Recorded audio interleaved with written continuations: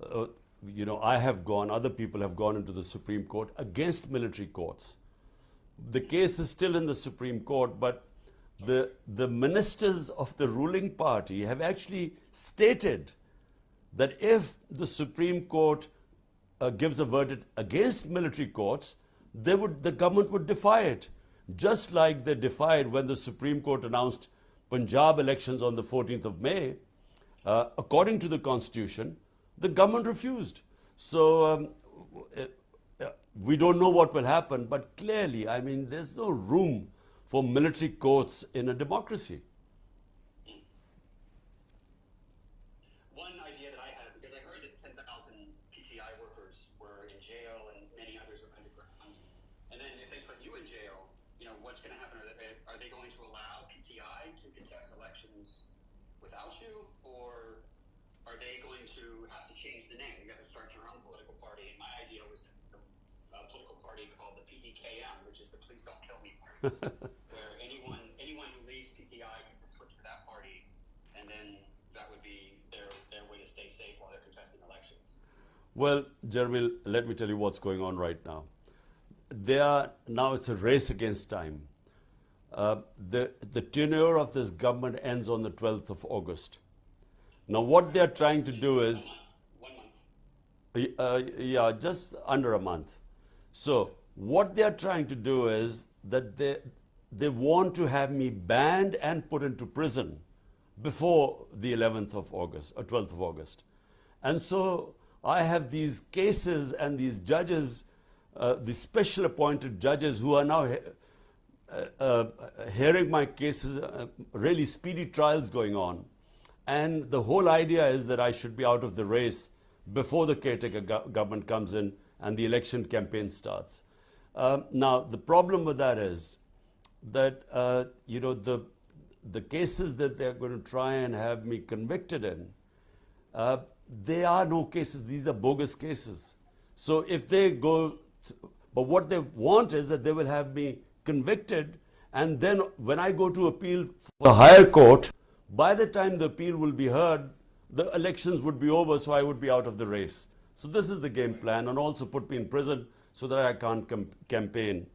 All I think, my view on this is that what they are trying to do is they will completely discredit our democratic system in trying to dismantle and not allow a party which has over 70% rating in Pakistan today.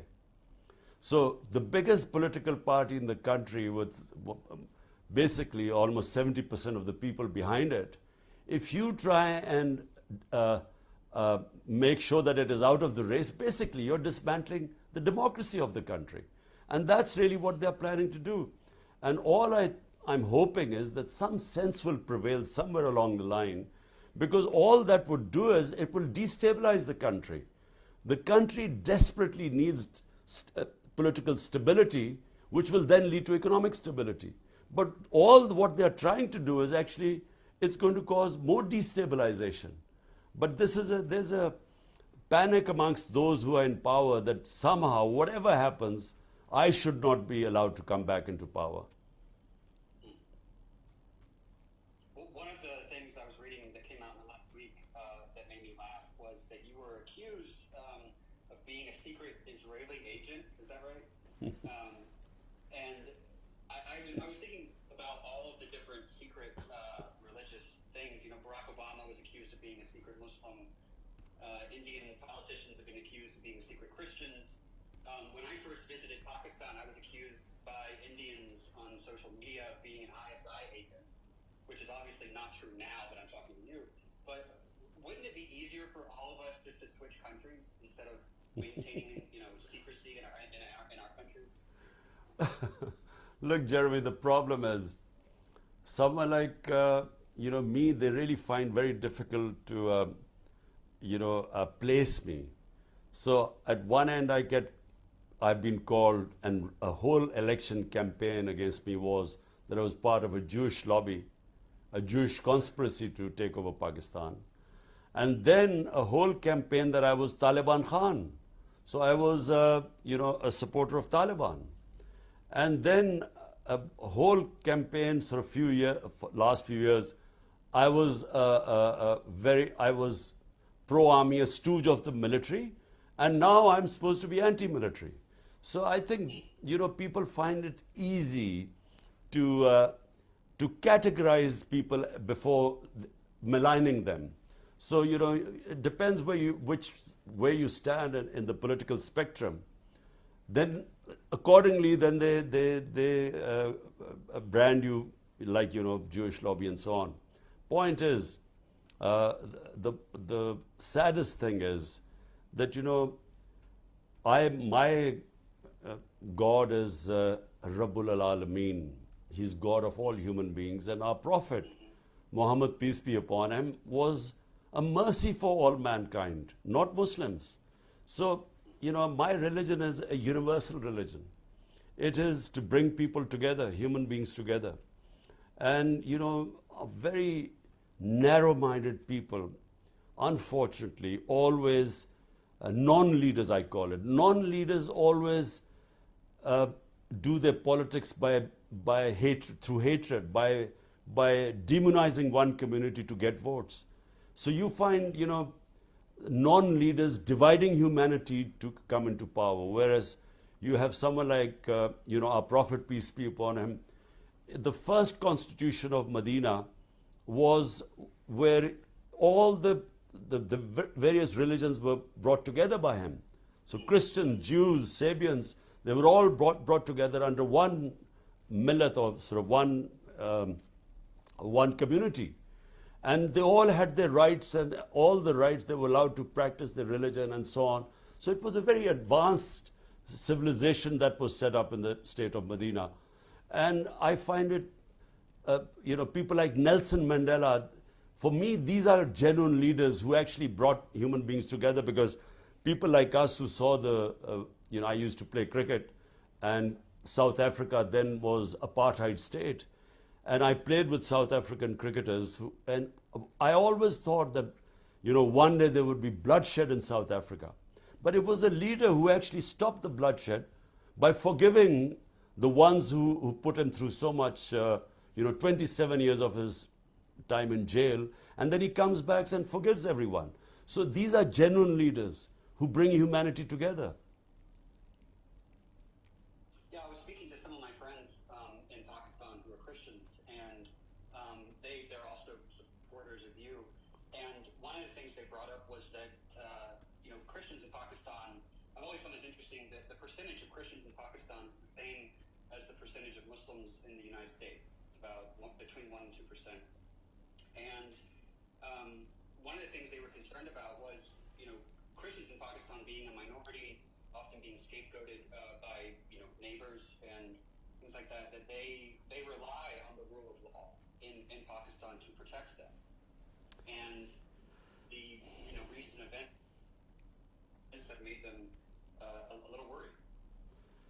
Well, look, Jeremy, look, what distinguishes a civilized society from a barbaric society? The Romans used to call anyone, the Romans had their laws, and everyone else were called barbarians who didn't have laws.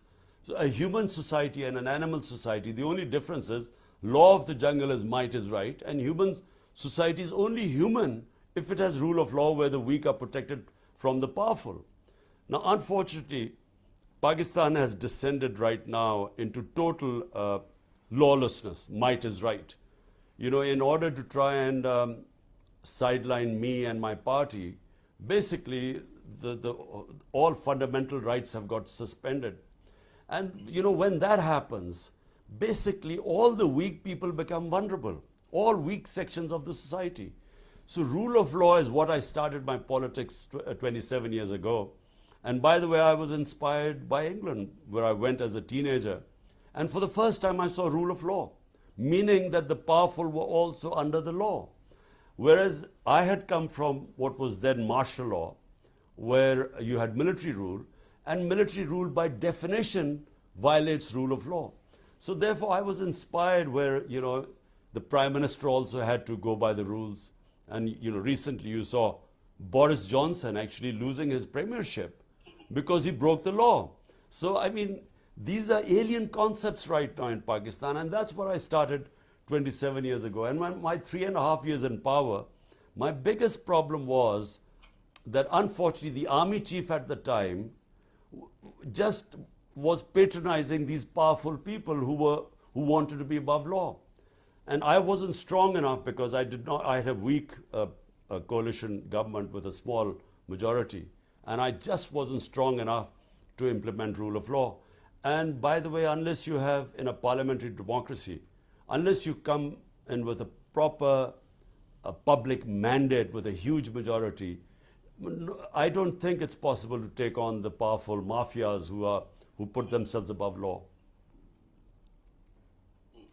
I'm turning this over to Safina, who has a question.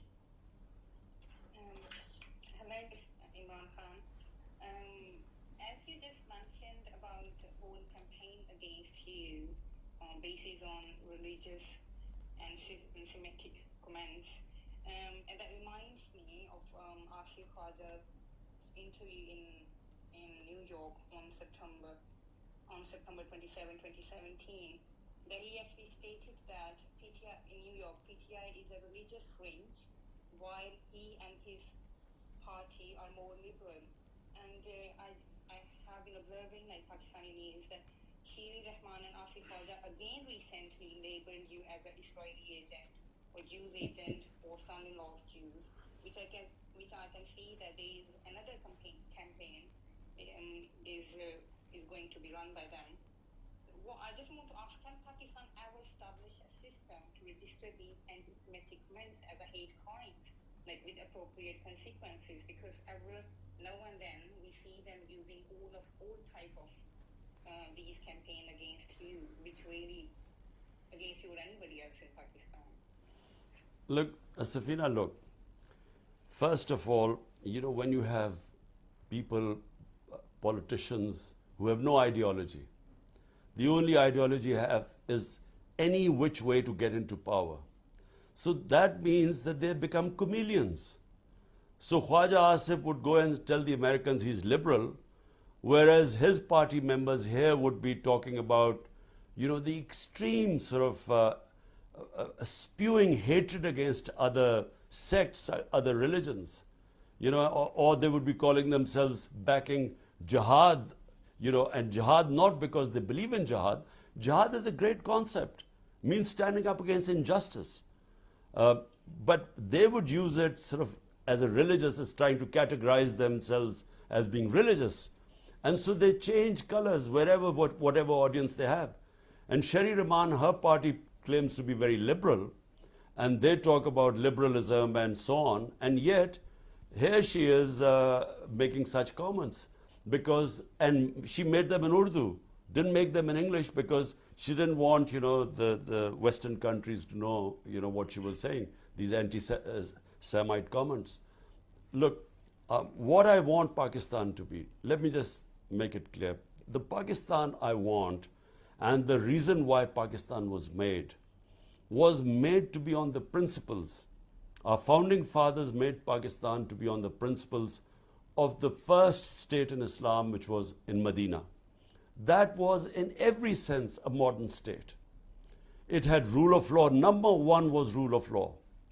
Remember, just imagine at that time, forget about, even now it would be unthinkable, but at that time, a Jewish citizen wins a case against the Khalifa, which means the head of state, Hazrat Ali, one of the most revered figures in Islam, because the judge refuses to accept the testimony of his son.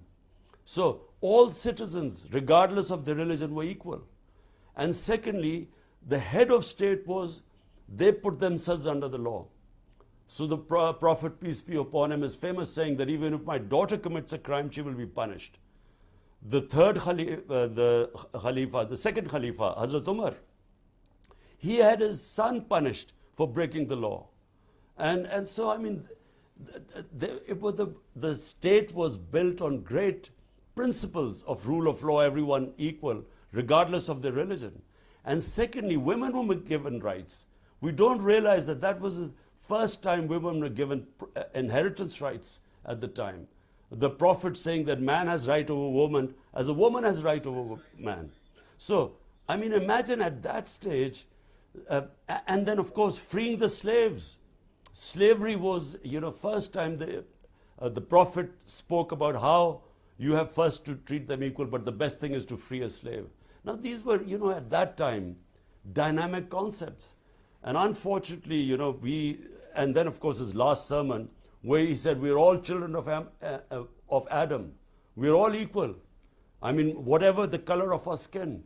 So remember, these are 100 years ago, great concepts, modern concepts. But sadly, sitting right now in Pakistan, and I'm afraid for the last 70 years, we have not even remotely come close to these principles. Answer, this is Dr. Moeed Pizada, if you can hear me. Ji, Moeed. It's a privilege to be listening to you in a live space.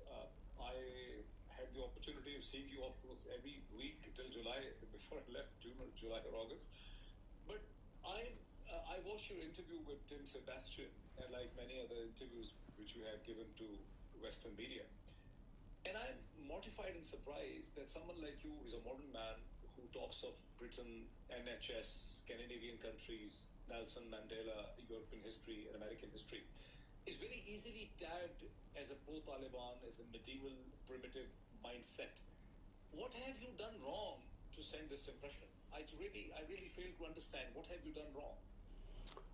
Well, Moeed, look, good thing you're not here, otherwise you would be behind bars right now.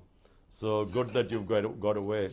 Look, Moeed, I think in the Western press, the portrayal of Islam is, ever since that Iranian revolution of Ayatollah Khomeini, the portrayal of Islam was that they divided Muslims between two categories, fundamentalists and sort of liberals.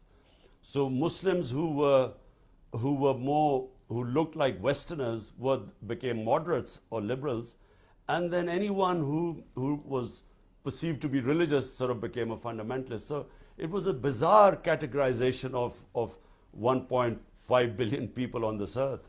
And this really started, I can remember after 1979, the fear in the Western countries was that the whole Muslim world would be swamped by Islamic revolution, and from their point of view, fundamentalists would take over.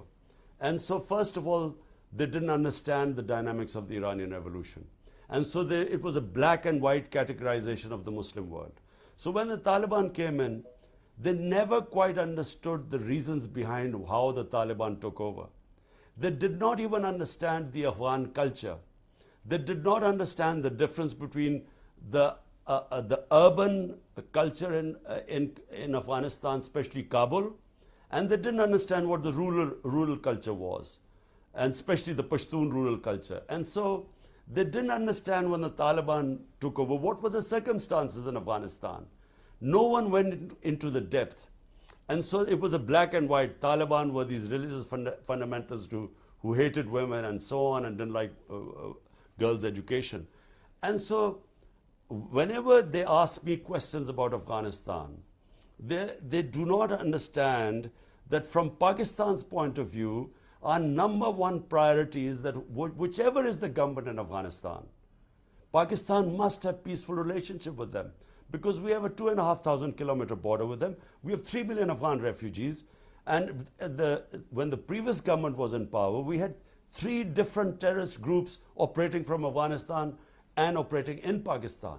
ISIL, TTP, and then of course the Baloch terrorists. So from Pakistan point of view, we want a stable Afghanistan. Whether it was the previous government or the Taliban government, we want stability.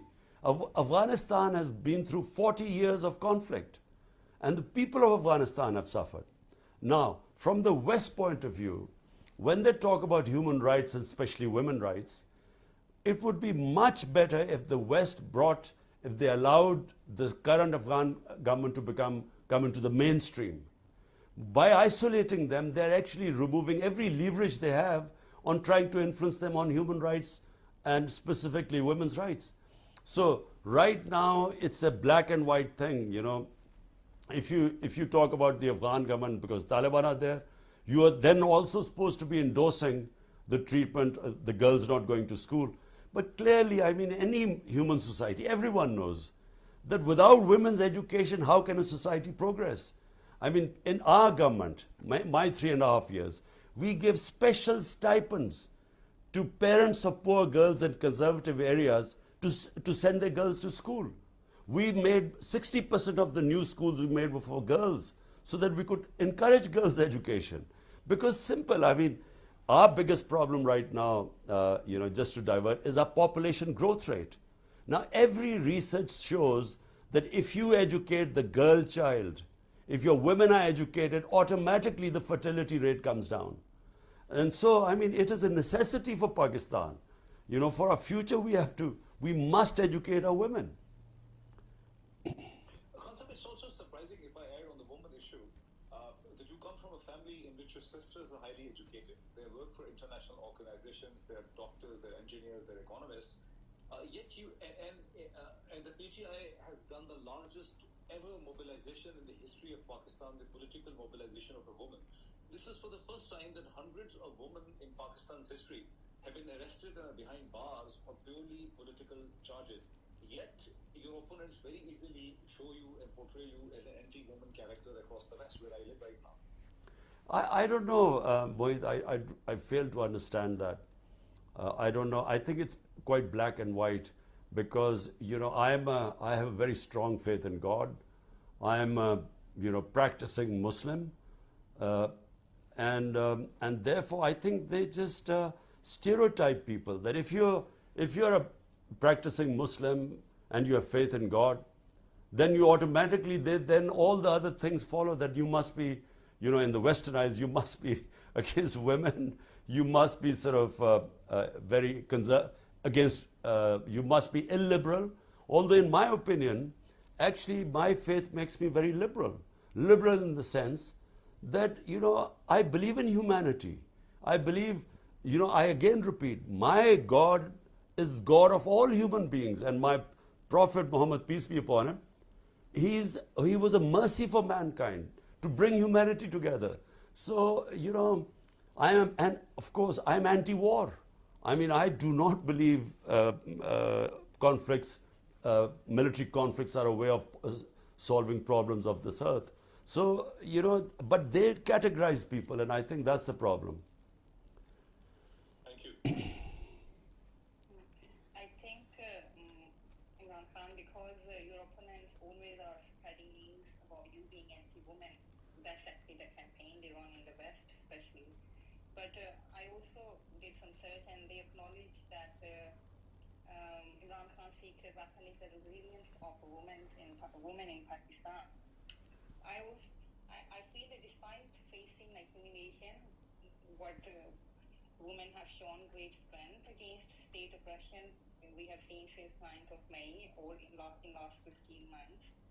And I feel that you are the only politician who speaks honestly, recognizing the vital role women play in governance and freedom. Many of your protests are attended by families, including women. However, women like Dr. Yasmin, they complain about they complain about Afghanistan's women, but they fail to speak about Dr. Yasmin Rashid, who is actually 73-year-old gynecologist and a cancer survivor who studied medicine in UK. She's facing terrorism charges and is unwell in jail since 11th May. Rataj Gul, whose house was actually nearly demolished by police, is now in hiding. Malika Bukhari, who left the UK to serve Pakistan, endured 17 days in jail, humiliating conditions until she denounced herself from PTI. And I also saw the Khadija Shah, a young designer who grew up in the USA but returned to serve Pakistan, has been imprisoned since May for exercising for only her fundamental right to protest. And I also saw Sheeli Mazari was re-arrested 5 times within short span of 4 or 5 days, despite even having a protective bail from court. And the list goes on, Salam Javed, Arya Hamza, and many others are also facing similar circumstances. So the question is, why don't these institution speaks about Pakistani women, and what will you do to protect women from these draconian measures and terrorism laws when you come into power, which I'm keeping my finger crossed that you will. Well, Safina, look, first of all, never in Pakistan's history have women been treated like the way they have been done in Pakistan, not just after the 9th of May, but last year, 25th of May, that was the first time we got a shock. The way the police attacked the women, the way they raided the houses in the middle of the night, and not caring that there were women in the house, because there's a lot of respect for women in our society. This is a big fallacy that, you know, we treat women badly here. And I will explain where this comes from, but we respect our women. And so the idea of police barging into people's house in the middle of the night, not caring that the women in the house, breaking into bedrooms, you know, beating up the men in front of the women, this has never happened in our country before. So that first time happened on the 25th of May. And after 9th of May, the way what they did to peaceful protesters, women protesting peacefully, what they did to them, the way they beat them up, there's a lot of footage on social media. And I thought they went out of the way to spread terror amongst the women. And then they jailed them. And you've named a few, but you know, there's so many other women who you haven't named, but who have been living in terrible conditions within the jail. And the worst thing is, they have deliberately terrorized the women. So this whole movement of ours which brought women into politics, first time you saw at such large numbers women taking part in protests, and women from all sections of the society. And suddenly when these images went out, not only women being beaten up on the streets, but then women put into jail, I mean, imagine how difficult it would be for the men folk to allow their women to go out who understand Pakistani culture. And answer to your second, and by the way, this has been deliberately done. In my opinion, the last by-election we won by a huge majority in Rajanpur. One of the main reasons was huge turnout of women in the election. And I think they are going out of the way to actually depoliticize the women. I think this is a plot, because this goes against our religion, our culture, against everything we believe in. And just answer to your last question, look, the problem is in Pakistan is not about women being treated badly. The problem in Pakistan is a lack of rule of law. Powerful women in Pakistan, compared to poor men in this country, are at a great advantage. I mean, a powerful women in Pakistan from strong families can have things done here. But a man from a weak background has no access to justice. So basically, it boils down to rule of law. Rule of law, I repeat, it means bringing the powerful under the law and protecting the weak from the strong. That's what you call a rule of law. And that is really what I've been struggling for 27 years. And that is eventually what will protect the weaker section of the society, whether it is women, whether it is minorities, or whether are the poor men. Thank you, Imran.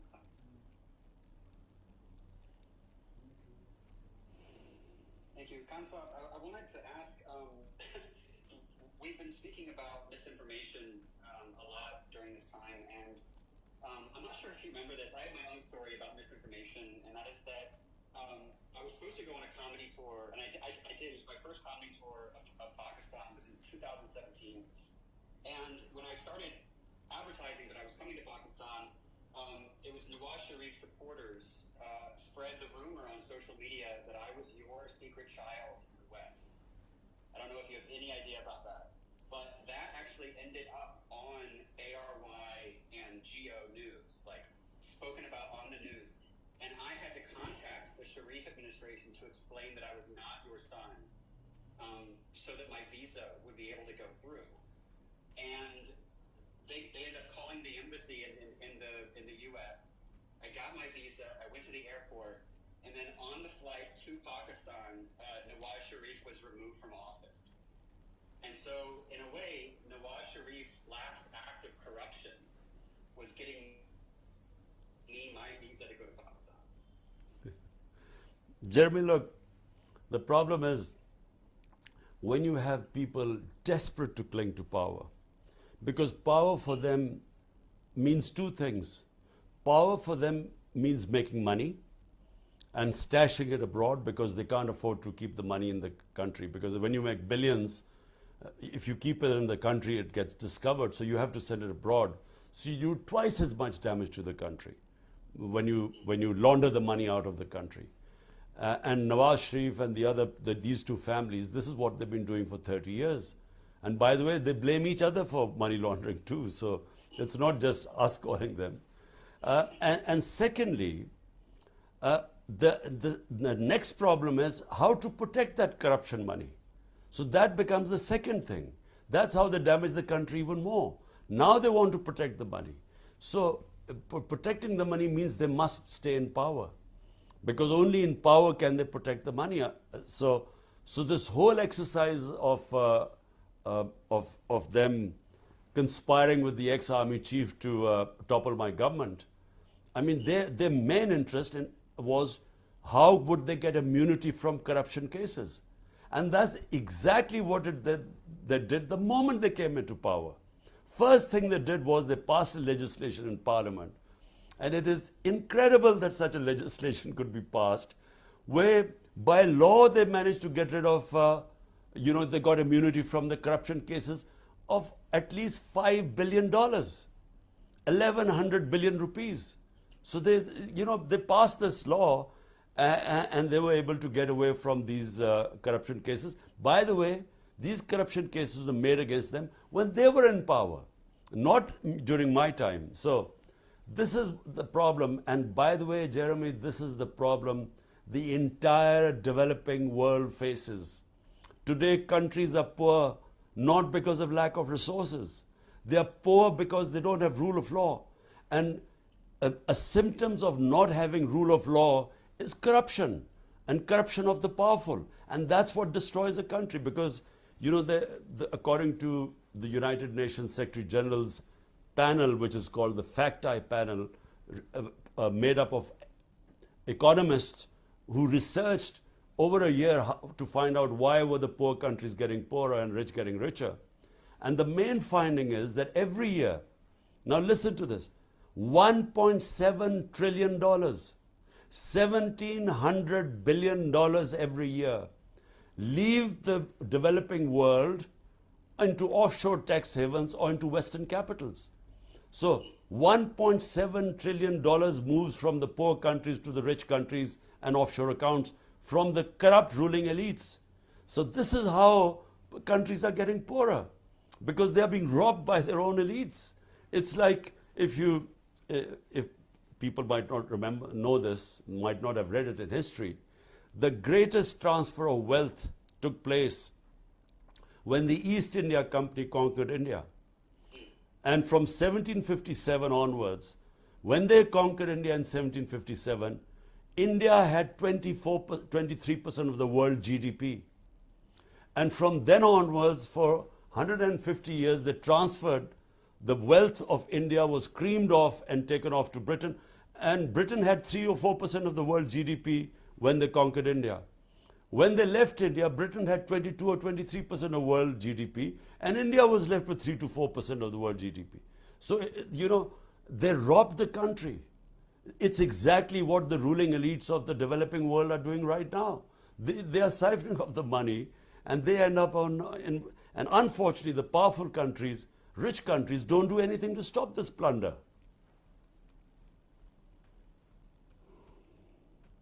You're speaking about the rule of law in Pakistan. Of course, the West prides itself on our rule of law. But I was thinking about how the idea of rule of law predates the West. You find it in Roman law and Christianity and Islam. That it's not some idea that's sort of foreign to Islamic countries. It's actually something that is at the source of that. Look, Jeremy, in the Islamic tradition, there were over 140,000 messengers of God sent to mankind over thousands of years. And every messenger of God, the common message was justice. One of our great scholars, Ibn Khaldun, he was considered the father of modern history. According to him, he said that my whole study of Islam brings me to just one point, that the whole purpose of the Almighty sending man to earth is to establish justice. So whenever during human history, the societies that had a better justice system always prospered. So it is connected to prosperity. So justice brings you rights. Rights gives you freedom, and free and stable societies then become prosperous. So hence, if you look at the table of rule of law index, out of the 140 countries, the top 15 countries which have the best rule of law are the most prosperous. And the bottom 15 countries which do not have rule of law are the poorest. So it is directly connected to prosperity.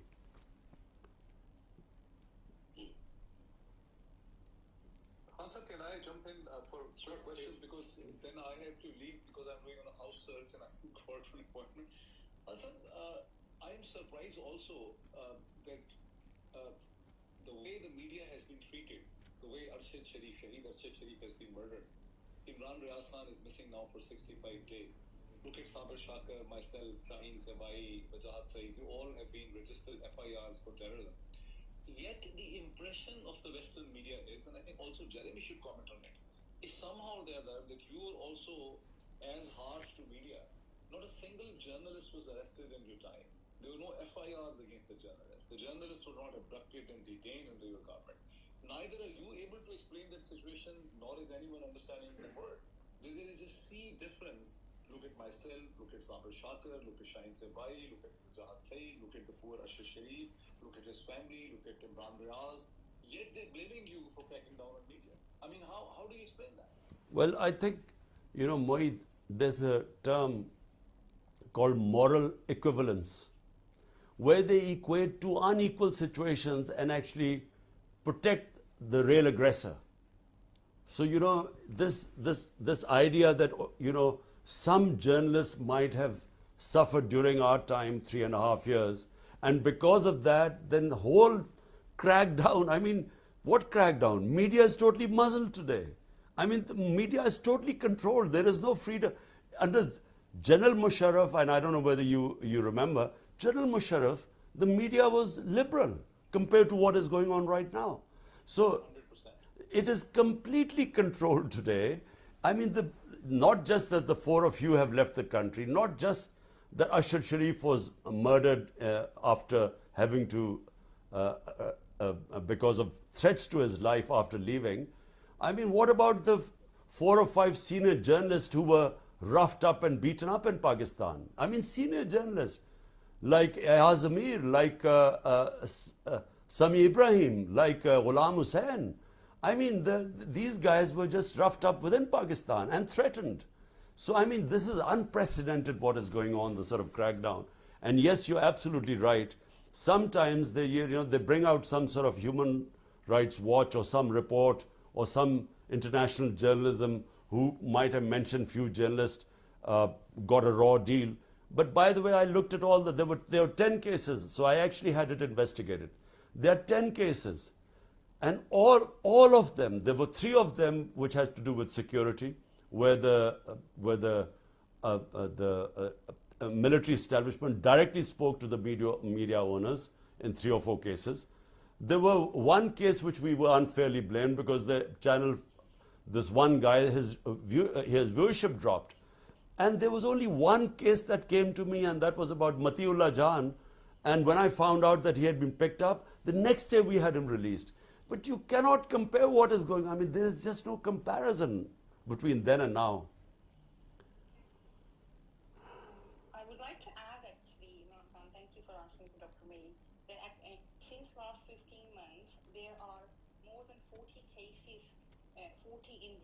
cases registered against journalists. There are 40 members of journalists from Karachi, from Punjab, from Lahore, from Peshawar, and from Balochistan. And if you calculate only Balochistan, there are more. But I have a question, as Dr. May said, about media, that the rape incident actually happened. If you remember, Dr. May, the rape incident on the motorway during Imran Khan's news sparked international outrage. But you know, the Human Rights Commission in Pakistan took quite active measures to seek justice on the times. But when I look at now, in early February this year, a woman was assaulted in F9 Park, Islamabad. Media discussions on that matter were completely banned by PAMRA, and our human rights bodies appear to remain silent, like there was no peep. Just recently, yesterday, there was a news about another rape occurred in Mark University in Islamabad, and that actually raises concern about the potential compromises like our human rights institutions in Pakistan and media have made. Is there really are the human rights organizations and the media in Pakistan is completely compromised? Because what I heard, okay, Imran Khan's name or PTI leadership cannot be mentioned in TV, but other than that, can all these crimes is also banned? And why actually human rights organizations are silent? Why there is no beat against those things? Well, look, Safina, look. Unfortunately, the media, and I'm talking about our own media, and then I'm talking about the Western countries, two different things. Our own media is unfortunately controlled by the media owners, the bosses. And the media bosses have huge business interests. I mean, they're interested not just running a media house, they have other business interests. And so for those other business interests, which actually is what brings them most of their money, they're willing to compromise on the freedom of media if those business interests are threatened. We never did that. In our time, the media, if you look at the media, majority of the coverage was against PTI, my government. I mean, we had a real problem with the media. In fact, the problem was that there was real libelous stuff on the media. And even I, as a Prime Minister, I had to go to court. And yet, in my 3 years, I never got justice. Whereas in Britain, I've been in a libel case, a very famous one, and within 1.5 years, the case was decided. So anyway, I couldn't get justice, and we felt there was a lot of reporting, a lot of fake news, and we tried to bring legislation to control fake news, by the way, which is a problem all over the world because social media is a new phenomena. But unfortunately, I found that the media then and the human rights organizations, were very vocal at the time, but now, with a complete clampdown on human rights, I'm afraid there's not much, hardly any response from them. But about the Western countries, I find that, they talk about human rights when it suits their interests. But right now, I mean, all the talk about democracy, human rights, and so on, it's only reserved for, China and Russia, when something happens in Hong Kong or Uyghurs or something to do with the Russian dissidents. But what is happening right now, there's hardly any condemnation from any of the powerful Western countries who claim that they are the, their professed aims are promoting democracy and human rights. Yeah, that actually surprises me a lot. Thank you, Imran Khan. Chairman, this is Atif. First of all, thank you very much for accepting my request and joining us at Twitter Space today. I'm really grateful to Jeremy and Safina for organizing this event, as well as our social media team headed by Gibran and Yas, Imran, Hamid, because without our social media, all this our political movement, our struggle, all these events couldn't have been possible. And then, a friend like Dr. Mohit Pirzada, a mentor, who has always been our biggest support, especially during the last 30 months. I don't have any question. It's just I want to bring it to your notice. Alhamdulillah, we have support among 98% of Pakistani Americans, and along with that, we've started getting huge support among the Muslim Americans as well. And on September 2nd, we are planning one of the biggest event on which you'll be speaking to among over 15,000 Muslim American gathering. And also, I want to make a commitment, like you always say, La ilaha illallah. And inshallah, we will fight till the very end. We will not leave you alone. All the overseas Pakistanis are with you. And after that, Gibran Ilyas, I think he's also at the airport and he's about to check in. He also wants to make an announcement. Gibran bhai, if you can unmute yourself and make that announcement, because it's a very important announcement. Thank you. Sure. Many thanks, Adawai. Kansab, you had said that it's the best of times and it's the worst of times.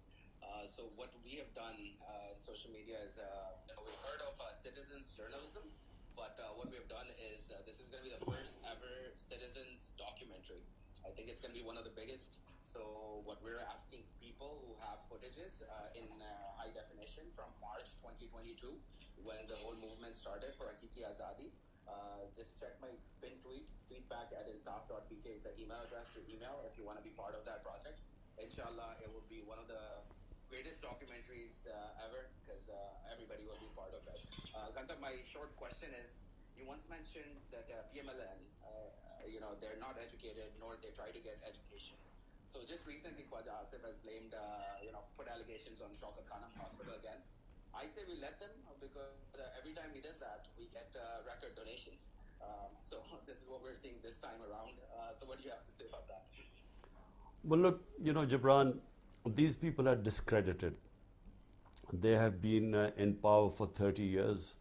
Everyone knows everything about them. And the last 14 months, they have completely destroyed themselves, because they came in on the pretext that they were experienced in dealing with the economy. And they have completely, our economy has never been in a worse shape than it is right now. And this is, despite what was called the commodity super cycle, when post-COVID, the international commodity prices had gone through the roof, which is when we were in power. And now they are down by 35%. And despite that, you find that inflation is unprecedented in Pakistan's history. So number one was inflation, number two was fixing the economy. The economy has nosedived in Pakistan. We almost defaulted on our loans, and that would have really set the country back. So people now, the reason why they are scared of holding elections, and the reason why they only want elections, is when they know that PTI is completely hamstrung by the establishment, and I'm in jail or disqualified, because they are petrified that in the elections they'll be wiped out. My point is that whatever happens, they'll be wiped out in election. Even if I'm in jail or if I'm disqualified, I don't think the moment the elections start, they do not understand the passion on the ground right now. The feeling of injustice amongst the people, what is happening, whether it is economic injustice and whether it is mishandling of the economy or of the governance system and the levels of corruption. So they will be wiped out whenever there are elections. But the point is that people like Khwaja Asif, no one listens to him, because these people are supporting, they have supported the most corrupt governments. I mean, the two Asif Zardari was considered the most corrupt man by people like Khwaja Asif and Nawaz Sharif. Now they're all together. And Zardari used to call Nawaz Sharif the most corrupt person. So they're all together now. So anyway, they have no credibility. And that's reflected in them trying to run away from the elections. This is Jeremy again. I wanted to ask you, there seems to be an effort by the media to portray you as, somehow anti-American. I know that one of your generals paid $30,000 to lobby the U.S. to support your removal as Prime Minister. Would you be willing to match that amount if I convinced the CIA to put you back into power? Well, Jeremy, yes, amazingly, my own army chief at the time had hired this lobbyist without us knowing, and my own government was paying him $30,000 while he was lobbying against me to the Americans and telling them that I was anti-American. But I just a word about what is this idea about anti-American. I mean, how can you be anti-whole country? You know, this idea of calling someone anti-American or anti-Pakistani or anti-Indian, for instance. How could I be anti-Indian? I would be anti the policies of Narendra Modi, specifically the way they are treating the minorities or the people of Kashmir. But I can't be anti a whole country, because a country is made up of all sorts of opinions. So I was always against the policy of Pakistan joining the US war on terror, because as a Pakistani I felt it would be a disaster for Pakistan, and it was. 80,000 Pakistanis were killed in it. Over $100 billion lost to a poor economy.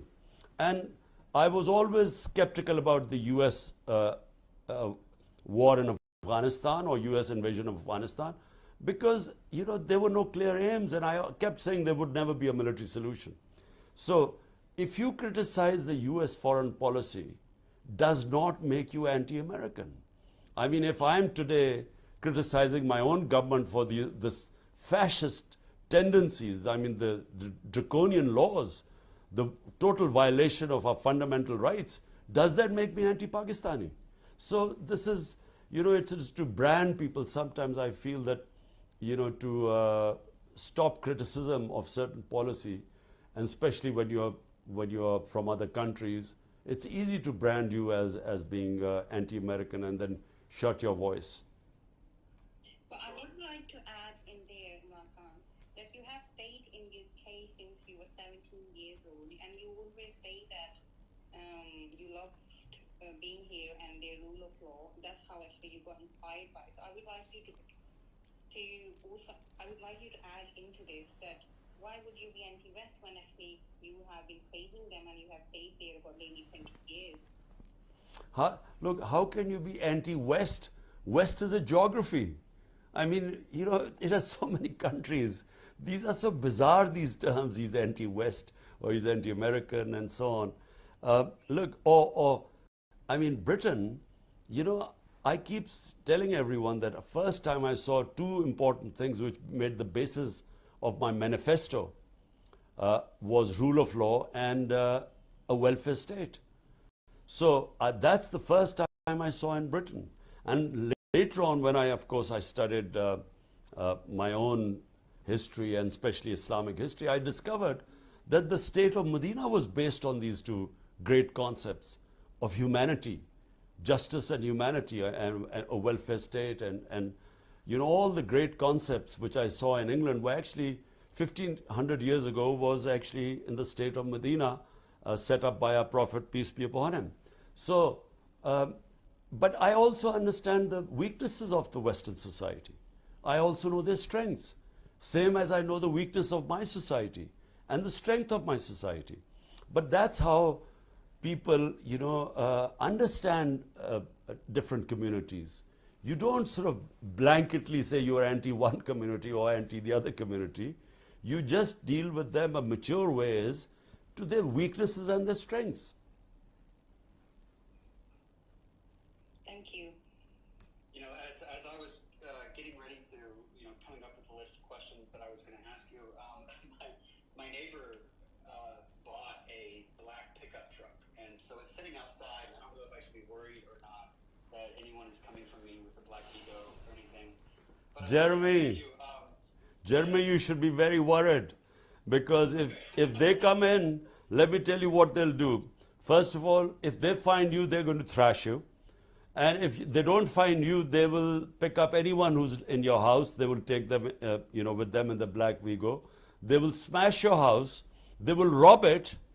I mean, this guy, I mean, one of my MPs, he was not in the house. They broke open a safe, and they, you know, took away everything from the safe. So it's not just that they beat you up and they rob you, they break the house. In other words, they vandalize the house. They also rob it. So be careful. Right.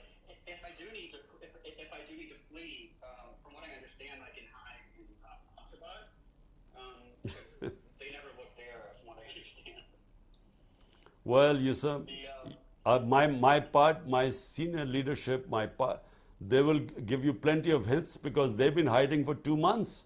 They're all out of their homes. They're hiding. Gotcha. I think Safina mentioned Pakistani Americans. Now, I have a pretty big fan base of Pakistani Americans, and in terms of the population of Pakistanis in the United States and the effect that they have in the United States, it's very outsized. We call it like punching above your weight. They're one of the most respected and influential groups. Meanwhile, I read that in the last year, 750,000 Pakistanis have left Pakistan, which is great news for us because we love Pakistanis here. They are our doctors and very involved in politics and industry. But I can't imagine this kind of brain drain being good for Pakistan. Look, Jeremy, first, the Pakistani American community is one of the most powerful Pakistani expatriate community. And also it is one of my biggest support, PTI's biggest support does come from not just the Pakistani Americans, but basically amongst the 10 million Pakistanis that live abroad. And the main reason is because when they go abroad, like I went when I was a teenager, you see rule of law.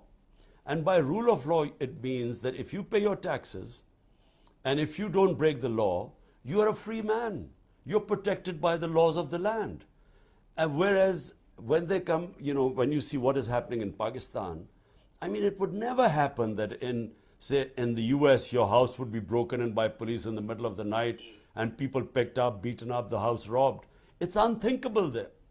Because no police officer would dare to give instructions like that because his juniors won't obey them. Because it would be against the law of the department, the police department. They're not allowed to do this sort of thing. So the juniors would not accept this. And even if they did accept this order, they would be liable to be sued in a court of law and would suffer heavy damages. But here, unfortunately, might is right. And this is what takes away the freedom of human beings. And it actually creates a society where it completely shuts off the potential of a society. It destroys meritocracy. So it destroys this, only the potential of humans is in freedom. So throughout history of mankind, a human strives for freedom because only free societies, can ascend, can go to great heights. And freedom comes with the rule of law. Now, that's why the overseas Pakistanis back us, because they live in societies and understand what I mean by rule of law. Now, second, what the point is, actually, it's a very serious issue we are facing right now. People are losing hope in Pakistan. And why are they losing hope? Because the establishment is trying to impose on us these crooks and criminals who've been in power for 30 years, who are proven money launderers, who are proven to be corrupt, not just by what we say, but what they say about each other, what the establishment used to say about them. So when these people are imposed on a country, and then you see that the establishment is trying to not allow the biggest party to come into power, which means over 70% of people, the choice of over 70% of the people will not be allowed to compete in the elections. That's when they lose hope, because they look at these faces who they've been seeing for 30 years and they think they will be back again in power.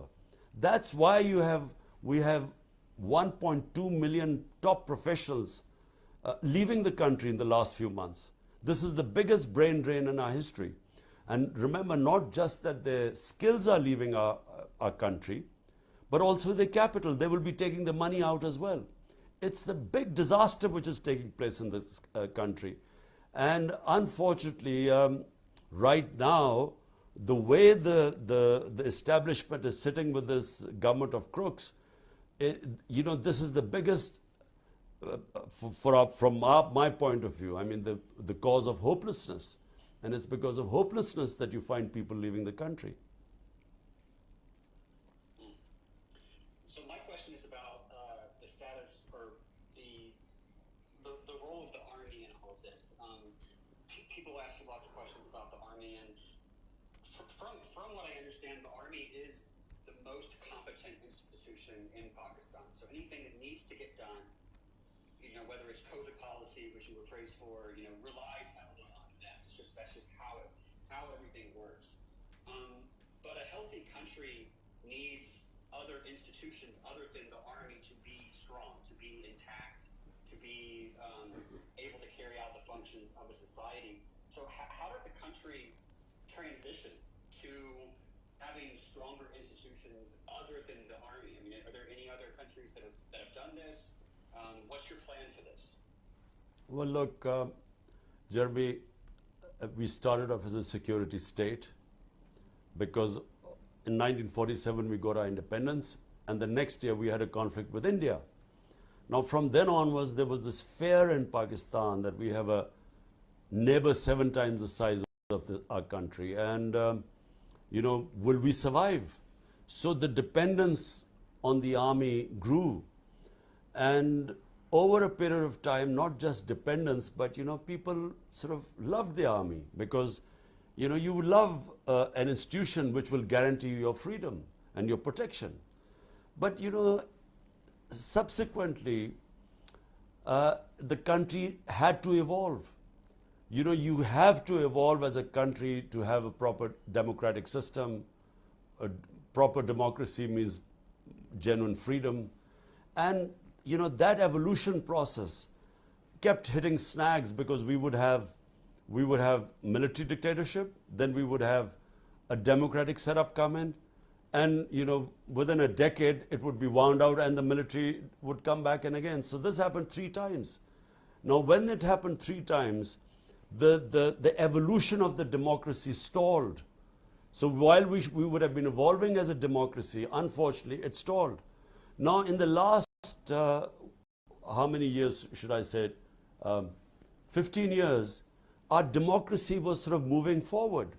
There was no interruption in our democratic process, and we were sort of struggling along on our way, and the democratic systems were getting stronger, and then comes this intervention by the army chief in April last year. Now, a government that had the best economic performance, and this is in the economic survey of Pakistan, you can see that all the economic indicators were positive. We were heading in the right direction, and suddenly he decides to pull the rug under the feet and brings back the same people. And so that's when, in the last 14 months, the country has just gone down the drain. All the worst economic indicators